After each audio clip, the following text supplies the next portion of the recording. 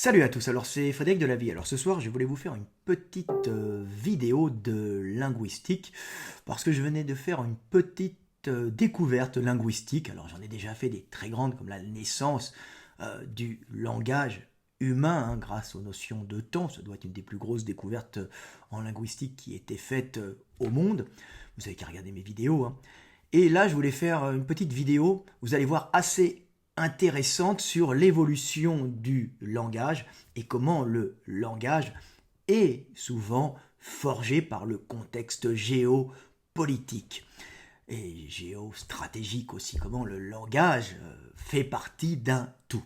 Alors, pour ça, je vais vous parler, je vais vous montrer un petit exemple assez intéressant, assez vivant, vous allez comprendre comment la langue évolue, et comment les mots viennent s'intégrer des fois en partant de quelque part dans un autre langage sans qu'on sache pourquoi, mais il y a toujours une raison à tout.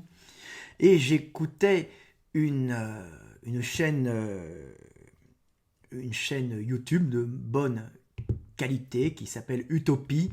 Alors je ne savais pas, mais cette chaîne est en partie financée par l'État, donc ce sont des gens qui sont des journalistes, donc qui sont financés par l'État, mais qui font une chaîne de qualité, Utopie, mais qui en plus essayent de se la faire financer en partie par du privé. Donc c'est une chaîne YouTube mixte, à moitié financée par l'État et à moitié financée par les gens que ça intéresse, parce que j'ai été étonné de voir des universitaires sur cette chaîne qui parlaient librement. Donc je trouvais que la chaîne était de relativement bonne qualité. Utopie, vous allez voir, c'est pas mal. Et il y avait une femme qui parlait de linguistique et de l'évolution du langage. Alors elle était super intéressante, puisqu'elle parlait de la création d'un langage mondial, pourquoi créer un langage mondial, et elle parlait aussi du fait que souvent les peuples rabaissent euh, leurs voisins qui ne parlent pas leur langue. Alors elle prenait un exemple qui est un exemple sûrement vrai, mais il faut toujours se méfier des Grecs qui appelaient les barbares, vous savez, le terme barbare, en vérité ça voulait dire, en grec c'est un peu comme une onomatopée, ça voulait dire ceux qui ne parlent pas le grec et ceux qui font blablabla, non, barbare, ils font des barbares. C'était une façon, paraît-il, de se moquer de ceux qui ne parlaient pas grec. Alors est-ce que c'est vrai, est-ce que c'est pas vrai? Donc c'est ce qui a été c'est le dogme, en fin de compte, qui a été donné à ce mot-là. Est-ce vrai, est-ce pas vrai?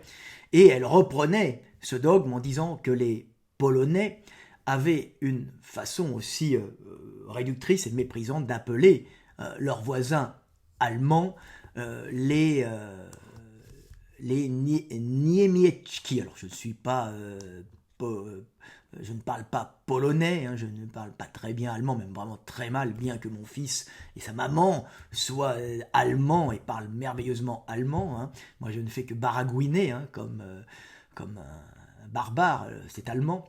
Mais c'était intéressant de voir que les Polonais appellent donc les Allemands les Niemiecki, ce qui veut dire, ce qui est censé dire ce qui ne pas, non, ce qui veut dire, ce qui vient de ceux qui ne parlent pas, Niemiecki, ceux qui ne parlent pas le polonais. Alors elle disait que c'était réducteur, cette chercheuse, qui était très bien d'ailleurs par ailleurs, disait que c'était très réducteur de la part des Polonais, c'était pour bien montrer qu'ils ne savaient pas parler, donc on les appelle ceux qui ne parlent pas d'une façon méprisante. Un peu comme ce qu'elle avait appris dans ses cours d'histoire des langues, de linguistique, où les Grecs antiques appelaient les étrangers, ceux qui ne parlent pas la langue noble grecque, les barbares, ceux qui vont blablabla. Non. Ce qui est, à mon avis, pas tout à fait juste. Et elle s'est trompée sur l'histoire des Polonais et des Allemands, qui sont appelés Niemiecki, ceux qui ne parlent pas, parce que ce n'est absolument pas du mépris, mais ça vient d'une position des Polonais, d'une localisation des Polonais qui sont entourés de peuples qui ne sont pas forcément des amis, puisque vous avez à l'est les Slaves russes qui parlent le slave, donc une langue très proche des polonais et ils se comprennent, puisque cette langue est assez proche. Le polonais et le russe sont des langues de base slaves. Et de l'autre côté, vous avez les Allemands, les Germains, qui parlent une langue qui n'est pas slave, donc une langue qui est germanique, donc qu'on ne comprend pas.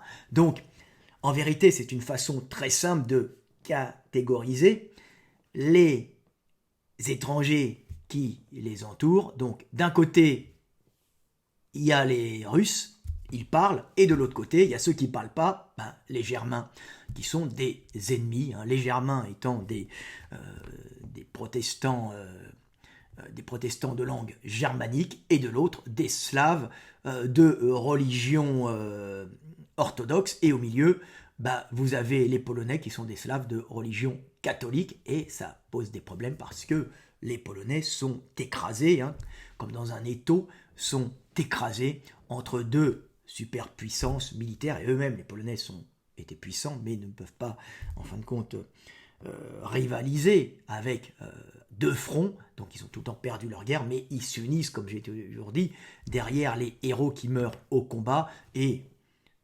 les Slaves et les Allemands savent très bien que mettre sous domination le Polonais, c'est possible, mais ça coûte tellement cher qu'on ne va pas le faire tous les jours. Donc c'est parce qu'ils ont cette culture du sacrifice, où ils savent qu'ils perdent obligatoirement le combat, mais que leurs hommes vont mourir au combat.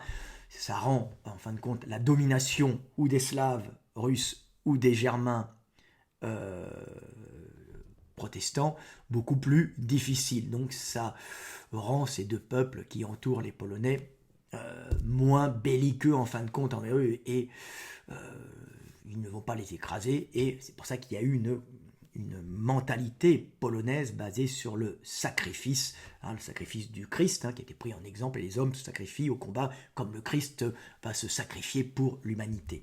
C'est en ça que le Polonais est très catholique, parce qu'il génère cette culture du sacrifice pour rester unis derrière ce sacrifice, parce que le sacrifice de ces soldats, de ces hommes, permet à ce peuple de rester en vie, ne pas se faire absorber par les Slaves russes ou les Germains ou leurs voisins germains. Donc on comprend que dans ce contexte géostratégique qui est très difficile, plus rapidement on va dire, il y a ceux qui ne parlent pas, tout de suite c'est les Germains, et il y a ceux qui parlent, il y a les Russes à côté, eux ils parlent une langue qui est proche de la tienne, donc c'est pas une façon d'appeler les Allemands, ceux qui ne parlent pas, pour les diminuer, puisque les Polonais ne vont pas aimer les Russes et les Allemands.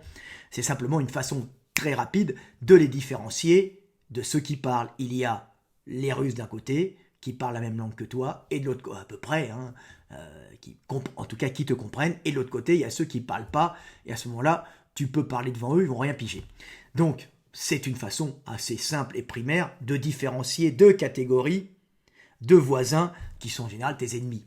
Voilà, donc d'une façon très rapide, c'est ceux qui ne parlent pas. Voilà, mais c'est pas pour diminuer à la façon des Grecs qui diminuaient en appelant ceux qui ne parlent pas grec les barbares. Ça n'a rien à voir, c'est quelque chose de différent. Alors la petite histoire, c'est comme je vis en Hongrie. Nous, en Hongrie, on appelle les Allemands les Némètes. Alors c'est bizarre, pourquoi on appelle les Allemands les Némètes, les Hongrois ne savaient pas. Alors c'est tout simplement parce que c'est un mot qui a été intégré de la langue slave dans la langue hongroise, la langue hongroise qui n'a absolument pas la même origine que la langue allemande, germanique ou latine, qui n'est ni latine, ni germanique, ni slave, qui est une langue finno-ougrienne. Alors là, vraiment pas beaucoup de rapport avec le finnois, mais ça c'était les Russes qui avaient décidé, les linguistes russes, que ça serait finno-ougrienne.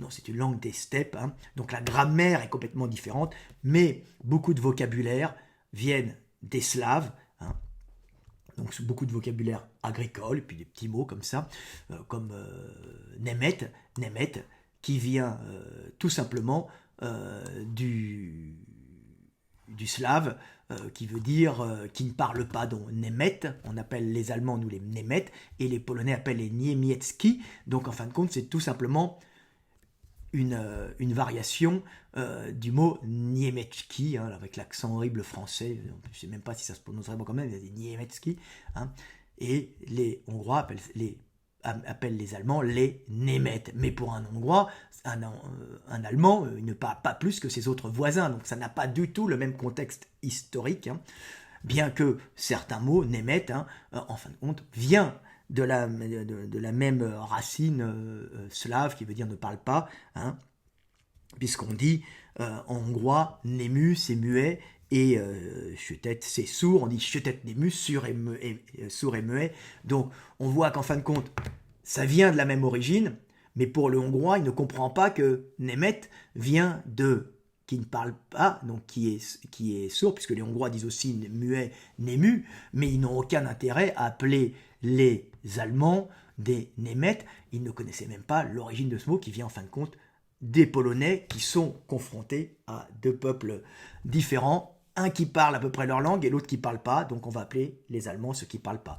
Pour les Hongrois, c'est complètement différent, la situation, c'est même rigolo, parce que le hongrois est une langue complètement à part, et le hongrois a plusieurs frontières, je crois qu'il en a 1, 2, 3, 4, 5, 6, 7 frontières, hein, donc 7 langages, ou 6 et demi, on va dire, puisqu'il y en a qui parlent à peu près la même chose, qui sont d'origine slave. Donc on a les Slovaques, on a les Ukrainiens, on a les Slovaques, les Ukrainiens, les Serbes, les Croates, les Slovènes, qui sont plutôt des langages slaves, hein, donc, mais qui parlent différemment. Hein.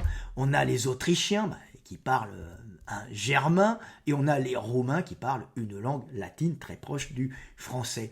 Et le hongrois est au milieu de cet ensemble de peuples, mais tous ceux qui sont autour de lui sont des gens qui ne parlent pas. Donc pourquoi ils auraient appelé les Allemands les Németh pour dire Nému, qui ne parlent pas? Non, ça vient directement des Polonais, parce que eux ont au milieu... ils sont au milieu de deux peuples, un qui parle, l'autre qui ne parle pas, et c'est pour ça que ce mot vient du slave, où on appelle l'allemand, du slave polonais, Nemski, Németh en hongrois, alors que pour le hongrois, tous les voisins ne parlent pas, c'est simplement un petit mot qui est arrivé en Hongrie, mais qui a une histoire polonaise. C'est rigolo de vous expliquer un peu comment les mots évoluent, puis en plus, je pense que beaucoup de linguistes ne connaissent pas cette histoire, puis personne ne l'avait entendue, c'est moi qui m'en suis aperçu, puisque je suis au cœur de l'Europe centrale, donc je vois un peu ce qui se passe, et je connais un peu le contexte géopolitique et historique de la région où je vis. Donc je voulais vous raconter l'histoire de ce mot qui est assez étrange, et pourquoi un mot comme ça se retrouve chez les Hongrois alors qu'il n'a pas il n'a rien à y faire. Pourquoi les Hongrois appellent les Allemands ceux qui ne parlent pas, alors que de toute façon tout le monde ne parle pas autour d'eux. Ben voilà, c'était parce qu'il était sorti de son contexte, et un contexte qui était un contexte germano-russo-polonais. Voilà, petite vidéo du soir, espoir de linguistique. Elle ne fera pas beaucoup de vues, mais je pense qu'elle peut vous intéresser. C'est toujours sympa de comprendre le monde.